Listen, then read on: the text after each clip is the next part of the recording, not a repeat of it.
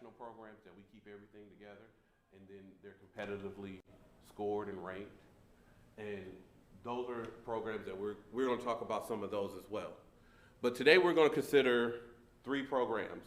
Our RBDG, which is our Rural Business Development Grant. We're going to consider our RCDG, which is our Rural Cooperative Development Grant, and our SDGG, which is our Socially Disadvantaged Group Grant.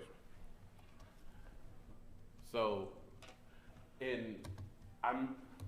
you know with government, there are a lot of acronyms and a lot of names that are broken down. So if I ever get to saying something and I say RD or something else and you don't know what that means, please stop me, because that's just how we've been conditioned to talk about some of these different programs.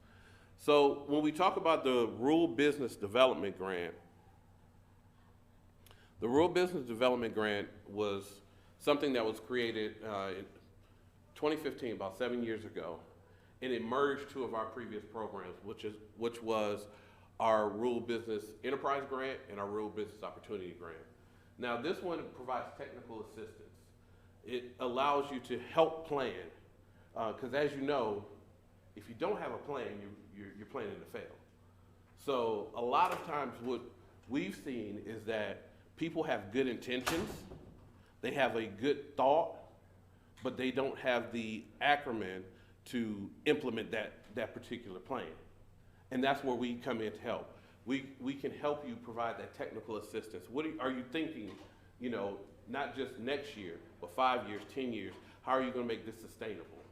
So that's some of the things that we're able to offer. And this offers technical assistance as well as training for small rural businesses. Our programs are all rural. So unfortunately, if you're in an urbanized area, and you can talk to your state program directors or your state office, we'll give you that information as well. They can tell you if you're in an urbanized area or is your area considered rural.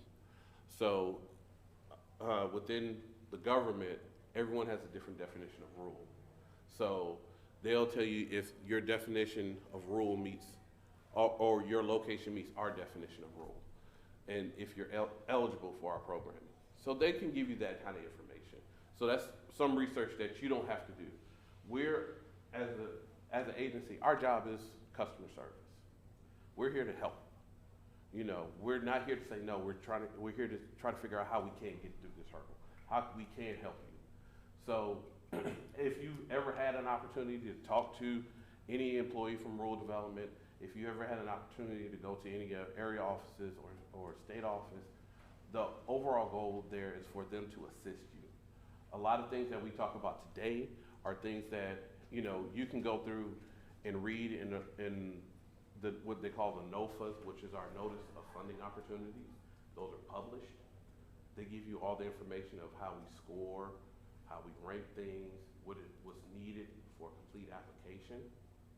But that's not your job every day. If you can read it, if I give you a law book, you can read it, but do you necessarily understand it? Probably not, because that's not what you do every single day. That's our job. We do this every single day. We administer these programs like RBDG, so we can kind of decipher this and make it, plain English. We can make it relatable. We can tell you, this is what this means. This is what you need. So that's the overall goal, because a lot of times what we see is, people will hire grant writers for all this money, and then they don't get funded for the grant. So now, what are you gonna do? So we're not trying to take money out of grant writers' pockets. That's not what we're here to do, but we're a resource. We're a resource. If you have questions, if you're trying to do this, then we're here to help. I've used this analogy several times over the last month or so, but who's familiar with a Rubik's Cube? Who's ever solved a Rubik's Cube? All right. I got you, I see you. Well, I'm one of the ones, I'm part of this group who has it. But you're aware of, you've seen those people probably on the internet who can solve a Rubik's Cube in like a minute. Exactly. But why is it that they can do it? Did they, hack it? Is it a special cube? No. They understand the algorithm that's associated with the Rubik's Cube. So now, because they understand that, you can give them any kind of Rubik's Cube and they can solve it because they understand the process. But you and I, we don't understand that process, so we don't solve it. The same way with a lot of these funds, a lot of these opportunities. There are organizations that understand the process and they can go straight through. They solve the Rubik's Cube when it comes to funding. What we're trying to do is give everybody that algorithm so that everybody can solve that Rubik's Cube when it comes to funding for our programs. So the way we do that is by education. The way we do that is by letting you know the programs that are available. How do you apply for these programs? What do you need to do? Because a lot of times, like we talked about earlier, that person who's running a co-op is also the football coach, he's also the pastor, he's also a teacher, she's doing 4 or 5 things.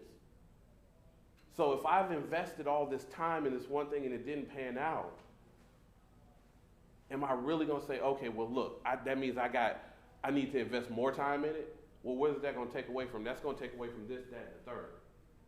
So how can we make sure that the time that you invest in developing this grant opportunity is good time, it's time that you've allocated that's gonna be worthwhile?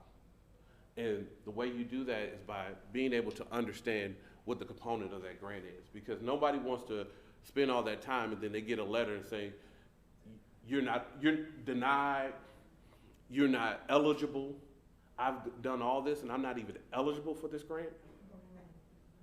So let's see what the eligibility is. These, like I said, these are things that we can't tell you, like, no, you're not gonna be eligible. Here's a grant, let me read over it. We can't do that because we want to give a fair advantage, but we can give you ideas. If I'm structured this way, then that wouldn't be eligible for this program. If I'm structured this way, and I add this component, then I may be eligible. So that's what we really want to do, is to make sure that we have an understanding of exactly what the eligibility, what the capacity is. A lot of these programs, if we go through, yes. It said you're providing technical assistance and training for small businesses, but then the next bullet point is nonprofit organizations. So how does that work? So what you would typically do for eligible applicants are nonprofit organizations. Our nonprofits, they administer that training. They will administer that technical assistance. They will be the people who are helping the people, if that makes sense. So I'm a business. I need technical assistance to see if the feasibility study, if I want to go through this $5,000 grant writer, or whatever. I need to contact a nonprofit. They contact you to then help me. Correct. Mm-hmm. And this is one of the grants, I'll just interject, Rural Business Development Grant. This is one of the ones that we most commonly see businesses, reaching out to us to say, hey, I'm interested. But yes, the small business cannot themselves apply, but certainly that's where we're looking for you to, think about a nonprofit that maybe you're already working with in some capacity that could provide you with that assistance. So you're both benefiting, right? Because they're going to be able to get the grant funding to do the work to help your small business. I haven't found any organizations that do that for me so far. Really? Yeah. And what state are you in? I'm operating in 3 different states: Pennsylvania, New Jersey, and Delaware. Okay. So I covered Delaware. So certainly, make sure that you take one of my cards because I want to connect you with some folks that might be able to help. All right. What's your definition of rural? What's your definition? So largely for rural business co-op services, largely But we have that caveat in there that says benefiting a rural area, and it is specifically excludes urbanized area, Derek mentioned. There's a really cool tool on our website. If you go to rd.usda.gov, at the very bottom, you can check the rural eligibility, and you can essentially plug in a specific address, and it will tell you whether or not. But it's one of those things, even in rural development, like across different programs, it's different. But the good thing for us is for business, it's the same. But certainly if you're looking at some of our counterpart agency stuff, it's going to be different. And go ahead. Yeah, I just wanted to introduce myself since we're on this topic. I'm Hannah. I work for a small nonprofit that we apply for these grants every year and then manage them for specific projects. So if any of you would like to talk to me afterwards, I'm happy to speak with you. See, we can solve problems right there. See? It is worth it. Keystone Development Center? Yes, Pennsylvania. Yeah.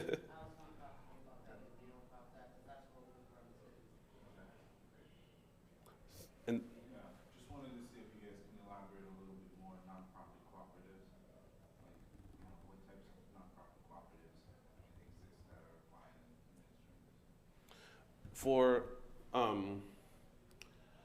trying to think of some specific examples that I could use. You can start from how you guys kind of define it as a 501c4 membership. Yeah, It's it's a basically, Nonprofit with cooperative principles. yeah, It's- so for RBDG, just a nonprofit, 501c3. But certainly we can also look at co-ops that are organized under the nonprofit principles. But part of the application process, we do collect like the organizational documents, so we can kind of assess like, okay, one is the activity they're proposing something they can do, and then secondly to gauge like, okay, is this entity still eligible to receive the funds? What about subchapter T? You all in subchapter T laws? I don't know, what is that? That- This is RS designation for co-ops, typical agricultural co-ops. Ag co-op. Right. To do business, I mean, they're technically nonprofit, but they're like hybrid. Hybrid. We would have to, cause we would have to check with our general counsel, and they would let us know. And if that's something that, you know, you're looking at applying for any type of funding, if you, We've already got it. Oh. We've got the SDGG. oh, really? So, Okay, so- then, yeah. So is it umbrellaed under 501? No, it's its own, It's its own, oh wow. RS code is a designation for rural agriculture, for agricultural co-ops, Okay. okay. Oh, that's interesting. And you said it's called subchapter T? subchapter T. Okay. All right. I think that, well, the challenge for me is that, in terms of what's defined as rural, like a lot of times, black organizations specifically run across the issue because we're so confined and put in the conditions that we can't qualify, but every other group can. And then if you do have someone that says, okay, we're willing to sponsor, like in terms of organization, like our own organization, but it's micromanaged so heavily, and you have to write down every single thing, like you have to jump through so many hoops just to, you don't even get respect really, but just to even be met with more defiance. So by the time you get some of the crumbs that they, after they take their money at the top that they get from that, it's like, what do you do? Yeah, like what do you do? It's like, how do we get out of that predicament to stop funding our own oppression? Yeah. How do we, what avenues do we go through directly as black people to then get that without further creating generational wealth for white people? And that's one of the good things about our programs is that they put a cap on administrative, you know, what they can take out of the top. So if you have a $50,000 grant, you know, there's a cap on how much they can actually take as an administrative fee. That the money should be going to actual purposes. The money should be going back to what you're applying for. These funds and these grant opportunities are not to make people rich. in applying for them. They're going to build businesses, build capacity, like you said, build generational wealth. One of the things we really, I appreciate in rural development is that the goal in rural development is to, keep the essence of what America was built on originally, which is an agricultural society. And you think about that now, as you see, small towns are dying. And part of that is because if I'm in a small town, I can't get Wi-Fi. I can't get internet. I can't get proper medical care. I can't get these things that if I go 45 minutes, I can get Wi-Fi in McDonald's. I can get Wi-Fi wherever I want to go. I can get medical care. There's a hospital, there's an urgent care, there's a primary care. I can get all these things in the city. So what do I want to do when I get 18? I'm going to move to the city. So what rural development tries to do is bring those things that make the urban life attractive to rural areas. We try to make sure that there's sustainable internet. We try to make sure that there's health care. We try to make sure that you have running water, that you have electricity, that, there's no reason in 2022 that somebody should still be using an outhouse. There's no reason in 2022 that somebody still has to go and pull water out of a well unless they want to. So how can we do that? And that's one of the things that rural development tries to do, because we understand that if small towns die, if rural America dies, then what's going to be next? The urban, our lives. So let's make sure that we build up the foundation of our society, which is the agriculture area, agricultural society. Let's make sure we give them those things that need, those tools that they need to succeed. And that's why, like I said, with these grants, they're going to put back into this in the organizations. They're going to put back into whatever that purpose is that they're applying for. I have one more quick question. Because I'm from Philadelphia, Pennsylvania, and where we're located, there was a time where it was considered agricultural urban. If it was once considered that, and maybe it's not anymore, can you still use what it was once deemed as, or how? Our designation is usually off of the census and how the census changes, what your area is considered. Sometimes there are exceptions that are put in by law, but for the most part, we go by the census. And so that's what we look at. So, urban sprawl. What 10 years ago may have been considered rural, and now, it's a subdivision of Philly. So that's how it is. But that's what we go off of, because we want to make sure, once again, that those dollars are going to rural organizations. And the thing is too, like for most of our programs, there's still like a opportunity for like urban-based organizations to still get the funds, so long as they're concentrating their efforts on the truly rural area. So I'll tell you what, because as y'all can see, I like to talk.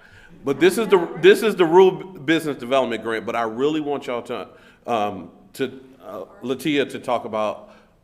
Did I call you? What did I call you? Letitia. Did I call you Letitia? Okay, good. I thought I called her Lartia. I was like, did I? I was trying to put too many things together. But I really want her to talk about the rural cooperative development grant, to give you some time to talk about that.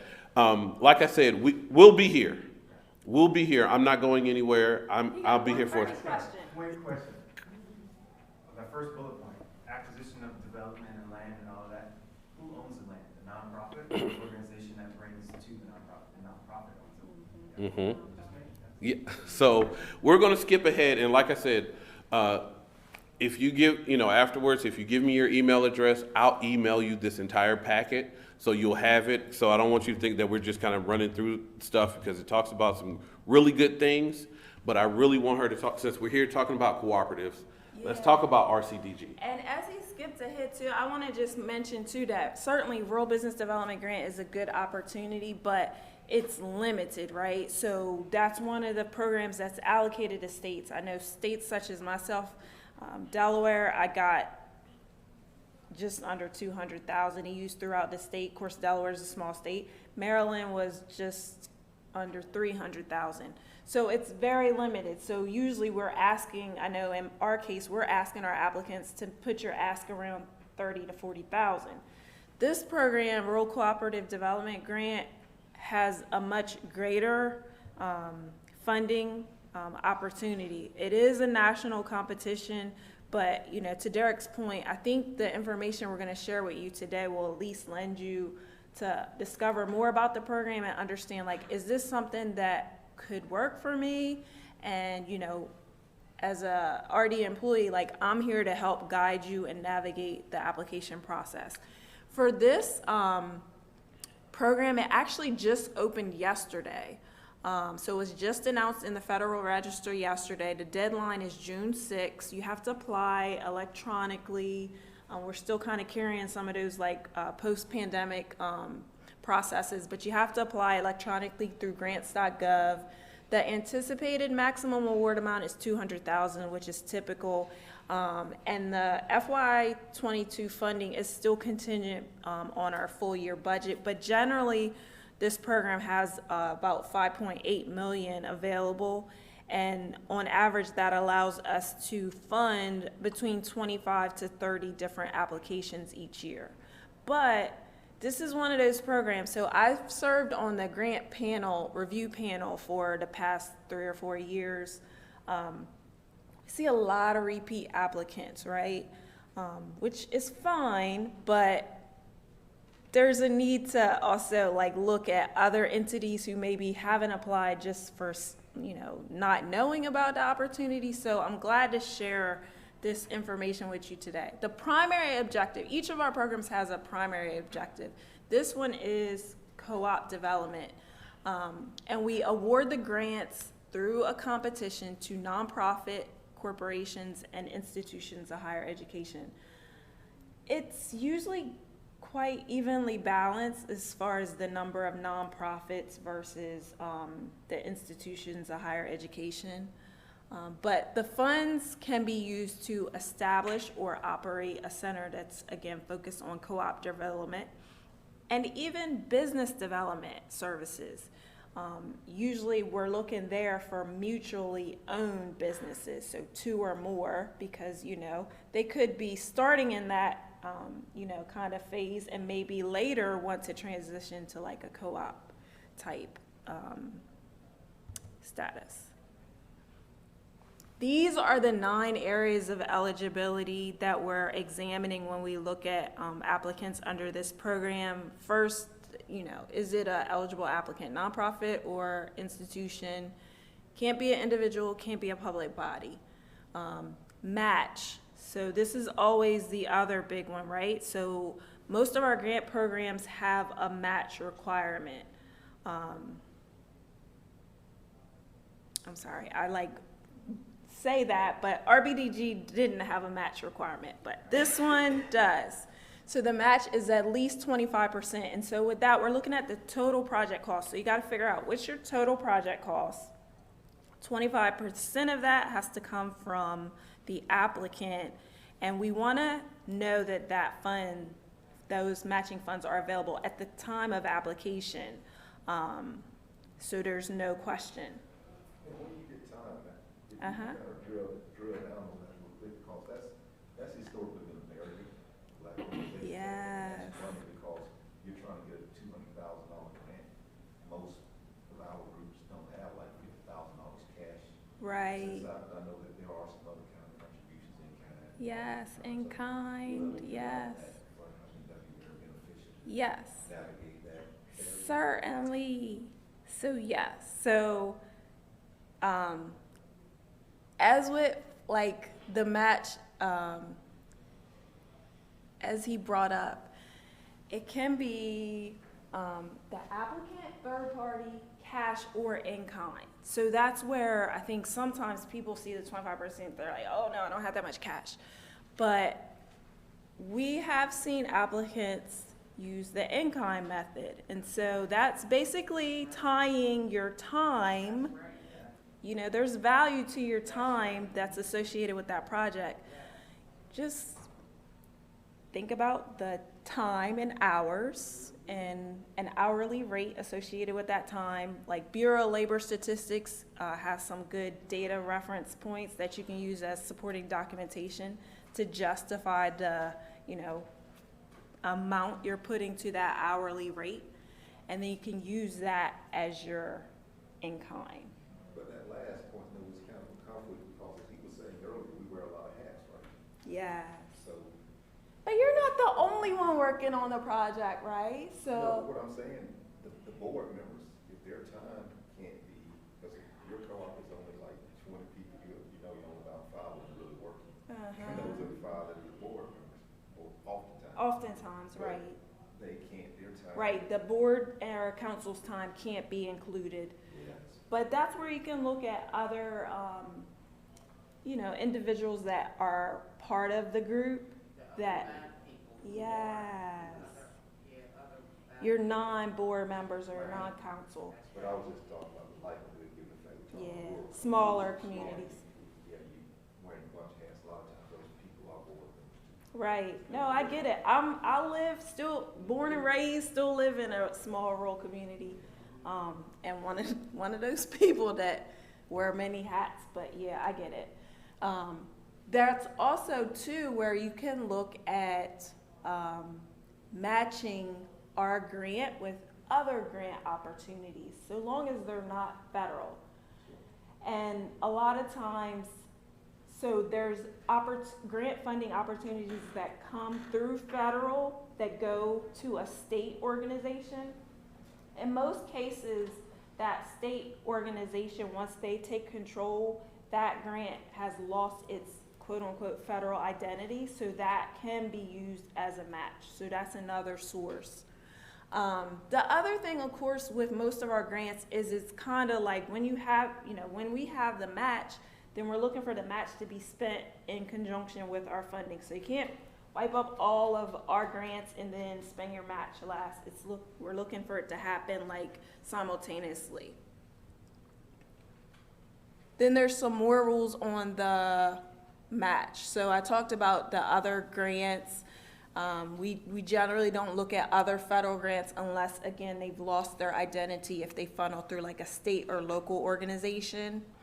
And outside, like the in-kind or cash that's outside of the grant period, no, it has to be within the grant period for the award.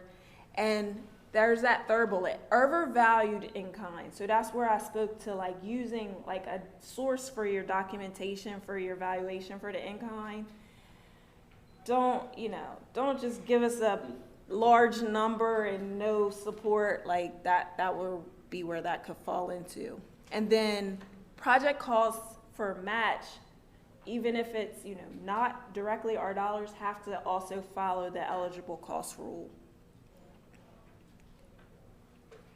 So more rules, but I like the top one. The funds can include travel and incidentals. So, so long as the applicant has a policy, and generally you'll have that explaining how those costs are reimbursed. And then I talked to earlier about the number of hours and value with in-kind. And then the in-kind provided by individuals, business, or co-ops being assisted is conflict. So if you've identified in your project, we're gonna assist these businesses and we're gonna use their time, yeah, that's a direct conflict, so we can't count that.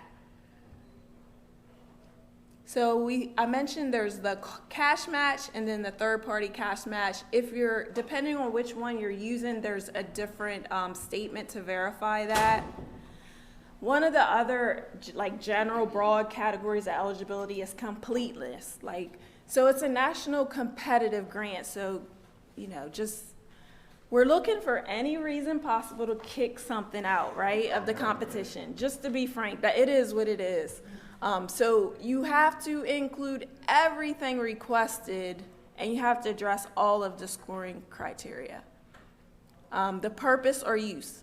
This grant program is very specific. So This is the use, this is the purpose, this is the only allowable use and purpose. Co-op development, yes. Does it have to be physical? Physical? A national co-op that we develop that doesn't have a physical address, so to speak. But it says to Not build brick and a mortar. cooperative. Not brick and mortar. Yeah, not a brick and mortar. No, mm-mm. Okay. Yep. In fact, we've seen like the national groups come in and apply and use it for workshops, trainings around the country. Yep. Okay. And then to further, like, so the purpose is very, narrow. And then, you have to go a bit further. How does the agency define co-op development? Well, we're defining it as startup expansion or operational improvement of a co-op to promote development in rural areas. Again, that's our landscape of different services and products, processes that can be used in marketing or enterprises to create value-added farm products through processing or marketing. So it's, very broad, but specific to co-op development. And then further, the development activities could include technical assistance, research, educational services, and advisory. And the operational just, centers around like things that are making that cooperative more efficient. Here are some examples. So the centers could be conducting feasibility studies, developing business plans, providing training around leadership and operations, or strategic planning. The applicants are performing these services for co-ops, right? Now, certainly the applicant doesn't have to only serve co-ops, but the funds you're requesting under this program should be directed for the co-op. This slide is just speaking to hemp. So You just went in all the way around I in this know. session. He like, yes. So it is a thing, right? It's a thing. And so our agency just has the requirement that the center has to get a license from that potential hemp co-op that they're including in their application, because we can only assist licensed facilities. So that is permitted. And we spoke to that. I think that's pretty clear. Multiple applications. So, yeah, I had somebody ask me this question the other week. Only one application. And again, that's one of the things, if you're like, if they're two similar organizations, but the boards are essentially the same, it's gonna kick both the applications out. So figure out who's gonna apply and just submit one application. Grant period, generally for this program, it's a period of a year or less. And usually the I did update. The notice that publishes will indicate when your start date should be between and when your end date should be between as like optional ranges. Performance. So this mainly applies to applicants that have existing awards. So, I mentioned we see a lot of repeat applicants coming through this program, and so we're also looking to eliminate some of them from being funded. So if they have an existing award that's not performing satisfactorily in terms of like the submission of the required reporting, then it can kick them out. Or if they haven't spent they say 50% of their last year's award. So if they got an award just last year, they haven't spent 50%, they're already off track. So we don't want to put more money into that organization. And a lot of these same criteria apply for our socially disadvantaged group grants. Yes. So a lot of the things that you're seeing you will see again in the slides for SDGG. And to that point, because a lot of those applicants are seeking both pots. Duplication. So this is another way we kind of try to address the repeat applicants. No duplication. So we're not going to continue to fund the same thing. We want to see new services to existing customers or clients, or existing services being expanded to new customers. So they're growing their customer base. There are some examples. I think that's pretty clear though. So I'll just go through the first one. So let's say last year your organization got the grant and you were going to develop a feasibility study. You did the feasibility study. This year you want to apply, but you want to work with the same co-op to create a business plan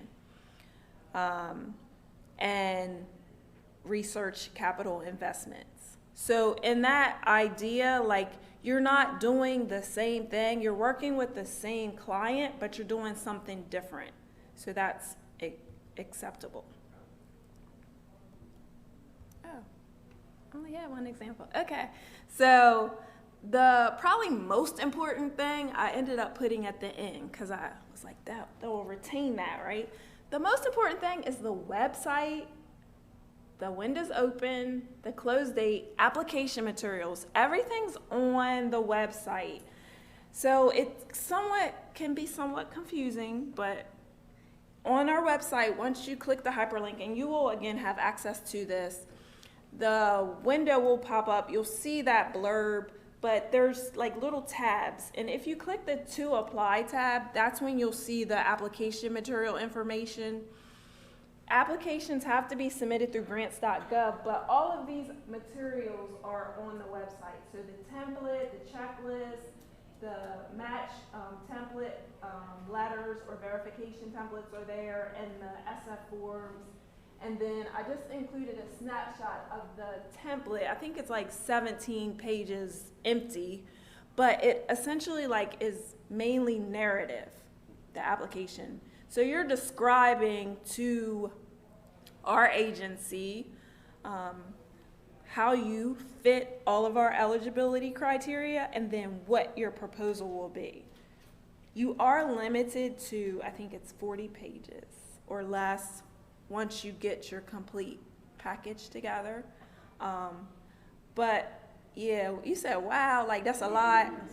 It's a lot, but the thing is, you have to, there's an art to it. You said the Rubik's Cube thing, there is really an art to this, because you have to almost repeat yourself in different sections, because the way we score these, and having been on the panel, I have to say it helps the reviewer too, especially if they're new. I remember as a new reviewer looking at them, if I start off, I'm just gonna look under the section 1, and if you had it in section 5 and I didn't get to section 5 yet, I could be taking away points from you when you had it there. So there's that whole thing. So I think they've kind of explained it in the notice now that that's why they say address all the criteria under each section, so that, all of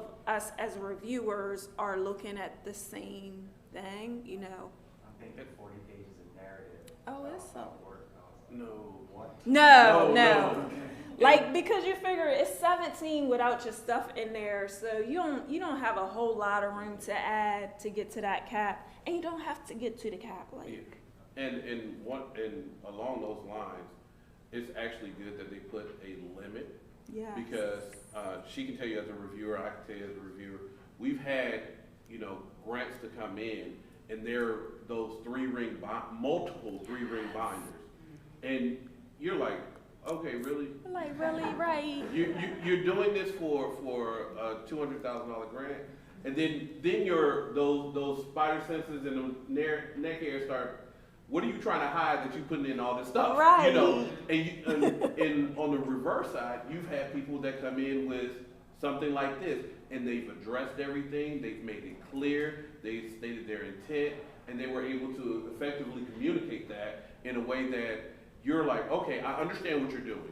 I understand why it's important that we fund this, and why there is a need in my community. And that part there, why is there a need in my community for me to get this grant? That speaks volumes.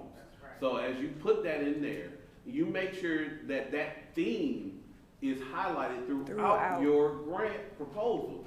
This is why my community needs this. This is why my community has to have this.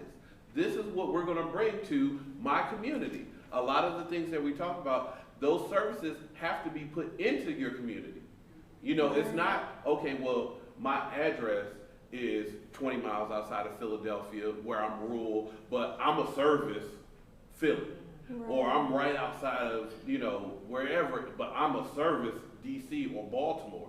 No, you're supposed to service that rural community. There are opportunities that even the reverse is opposite where they can be established in a city.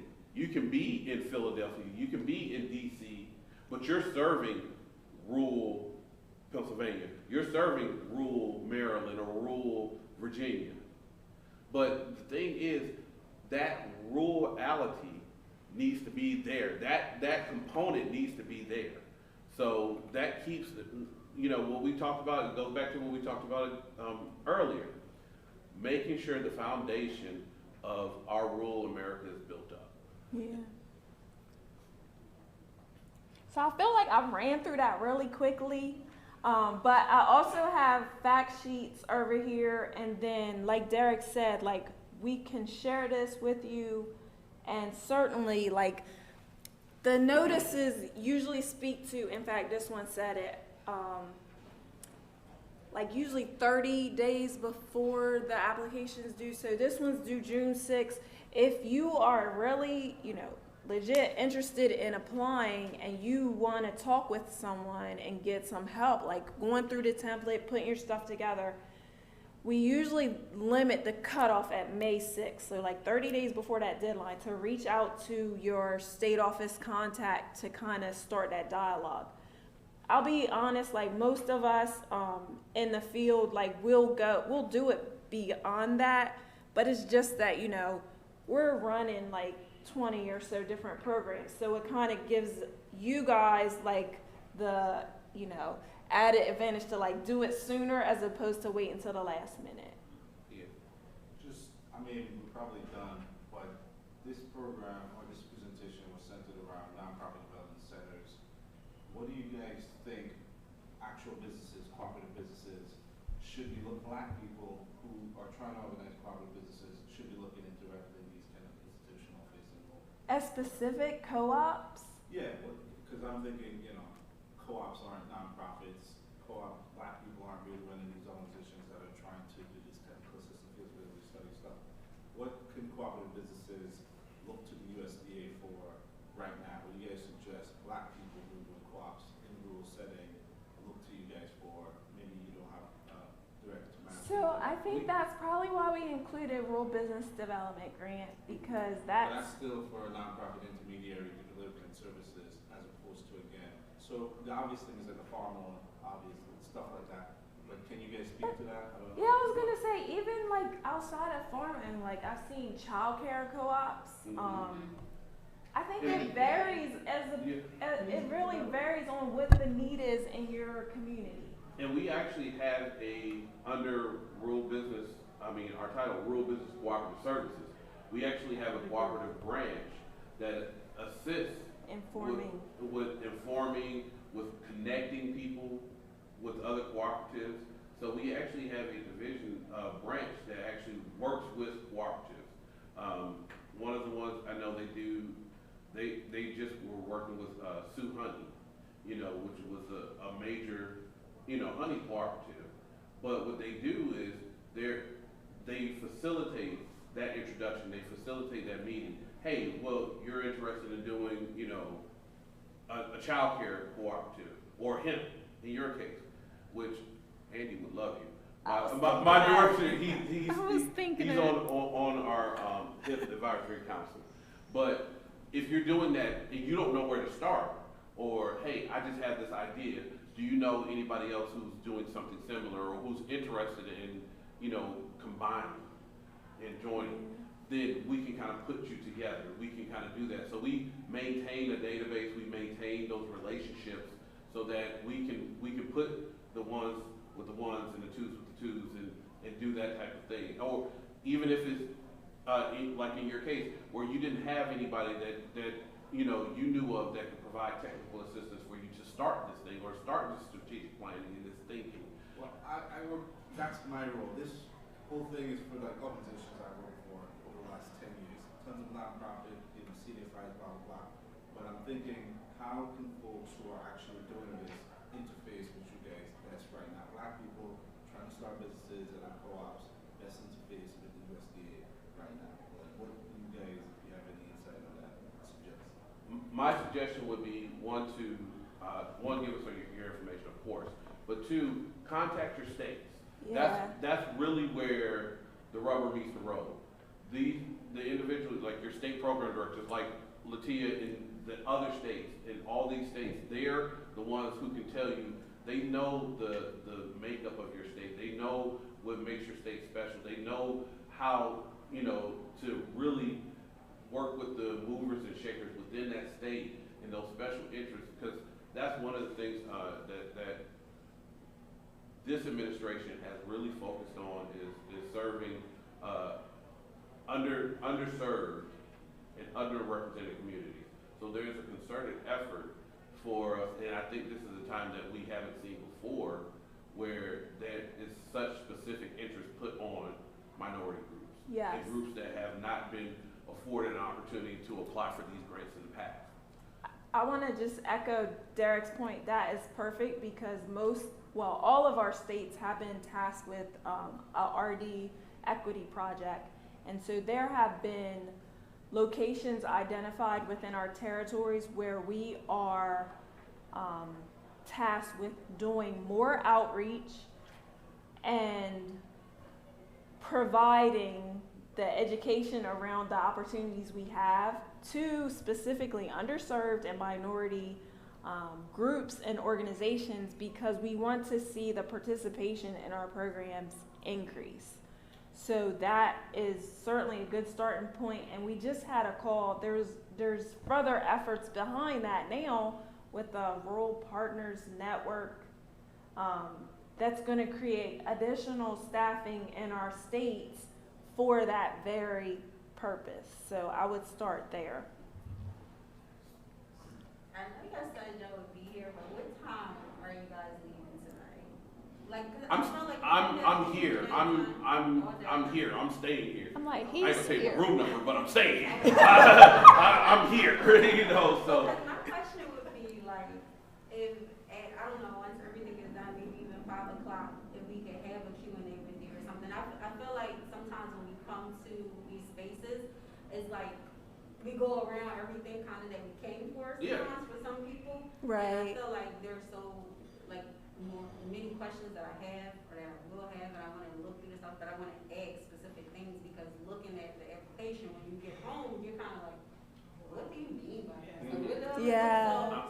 I understand, and I like to say, my wife calls me a slow thinker. I say I'm a methodical thinker. I like to really absorb it and say, okay, I had this question, I want this question. So if you have those questions, you have those opportunities, pull us to the side. Like I said, we're more than willing. That's the purpose of us being here.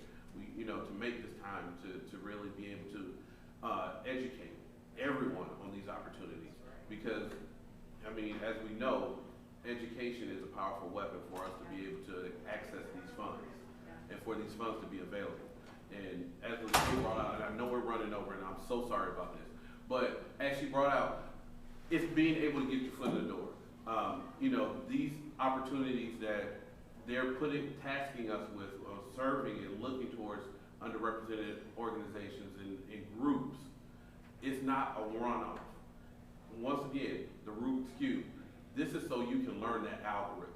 This is so that you can learn that pathway, so you can get through that door. So once you get through that door, you understand, oh, this is what they're asking for? I know how to write this up. I know how to do this. I know when they're asking for this. I know if the deadline says June 6, 2022, I'm putting mine in on June 1st, because I'm not going to wait till June 6 at 11:30, because what's going to happen? everything bad's gonna happen. There's gonna be a storm, your internet gonna go out, somebody's cable line gonna shut down, something's gonna happen. You can't load that document until June 7th at 12:01. And then what is it gonna do? It's gonna kick you out. So all that work you've done to build up to that point is lost for that year. So we're gonna understand that, okay, we need to put this in ahead of time. Once that thing hits the street, and one of the things about the government, as you will see, there are some changes from year to year, but historically, that information stays the same. So for instance, with RBDG, our RBDG grant closed the end of February. So it's closed for this year. But you can still pull that RBDG information up and say, hey, let me start on next year. I missed this year, but let me see if I can start on next year. And I can tweak whatever I'm writing now to whatever's new in next year's notice. But let me start now. Let me not wait to the starting bell. Let me get a head start on this stuff. And by doing that, you're not under the gun, because a lot of these grantees, and like she said, we have repeat grantees. A lot of their information is the same, but they will change what they're doing, they will change, but some of that stuff is static. You know, if you're serving a certain area, that's gonna be static information from year to year unless things change. There's an adverse change. But a lot of that stuff is static. You can use that stuff. Use that information, recycle that information, work smarter, not harder.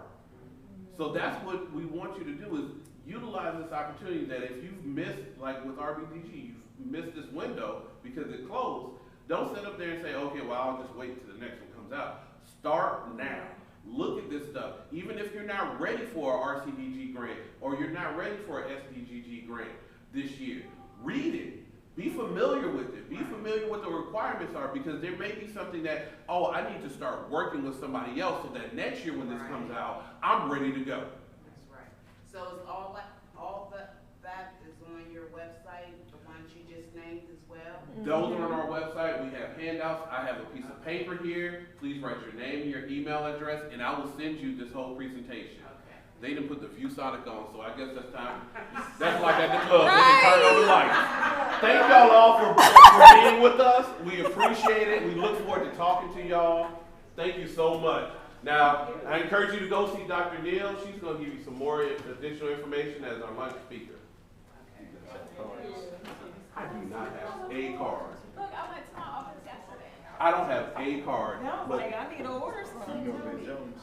huh? You know Vet Jones? Yeah. Yeah, she's somebody here. She's Okay. working new office. Yeah. I'm trying to. Where are you at? I'm in Georgia. Georgia. Oh, you in Georgia? Yeah. She's out, I'll let her know that. Okay. Yeah. She's fun. I'm trying to join. I'm trying to get a lead, so. Oh, I guess, well, Georgia works, yeah. You know, like, Oh, really? Oh, thanks.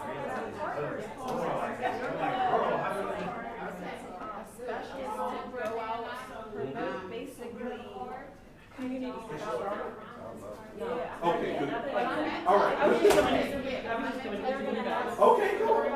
No, I was like, oh, I was looking at it. You know, our conversation was so good. And I was like, I think they're out of 12:30. okay. Whew. Yeah. You know, you don't want to just You're in Pittsburgh. There you go. There you go. I like that. How's it So going? have you This got, is very, that's the man a lot.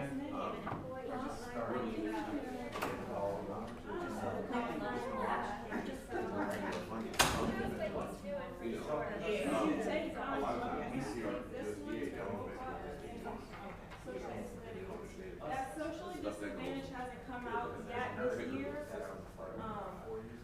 But, you know, the program, like you said, doesn't. We weren't able to go through all the slides, so we're doing a lot of mass emails.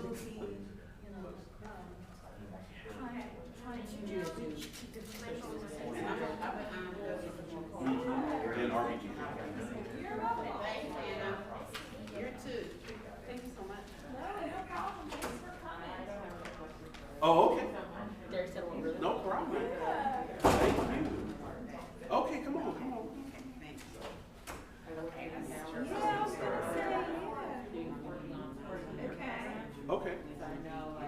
Okay, yeah.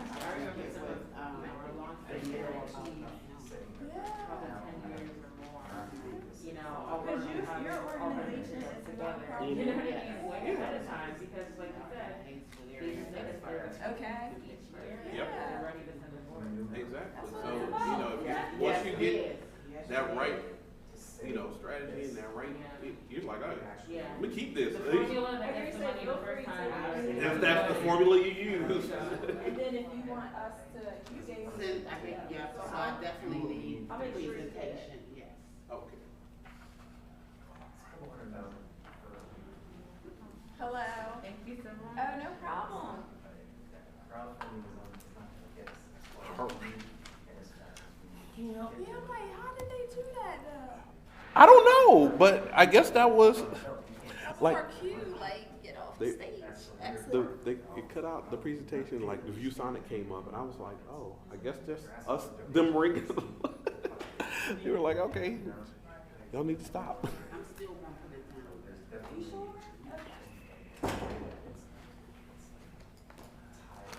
So Stephanie, how was your trip in here? Oh, it was easy. It's like, it's marketing. Like, we got to do it. Oh, okay. Oh, okay. So where did the marketing drop you off at? Penn Station. Penn Station. And those Okay. are just taxis here. Okay. Oh, Okay. so it wasn't Florida? Like, we were in the car maybe 15 minutes. Okay. You know, no bad at all. I was originally gonna drive, and then it was raining, and it's like, you know, we just saw the beltway. I got on 695, I was like, go, people, it's only rain. No, everybody's braking. Yeah. Braking, yeah. Like, it's raining, just go. It's been a couple of times. I'll open up my maps